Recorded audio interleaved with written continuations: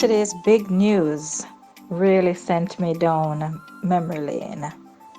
The Pacific Princess will now join Azamara. That's kind of interesting, exciting too, if I might add.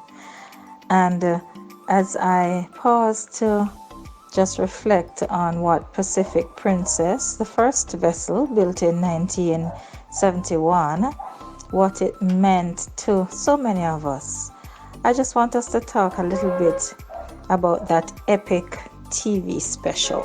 Everybody loved The Love Boat, and I remember as a young girl, I would hurriedly get all my work done. It would be on JBC TV. Oh my goodness. And I think that was probably about, 7 o'clock. And we all rushed to watch The Love Boat.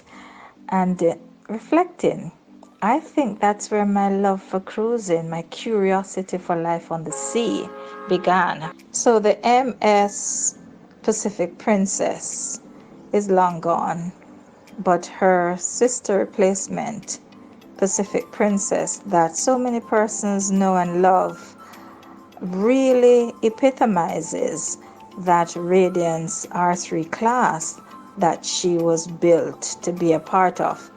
And watching a virtual video, a tour of the Pacific Princess just now, I couldn't help but notice how similar she is to the Azamara journey. So thinking about it, the Pacific Princess was just refurbished in 2019. She's a beauty, and she's going to get quite an overall, I have gotten to understand, as she looks to make her debut joining the Azamara Club Cruises.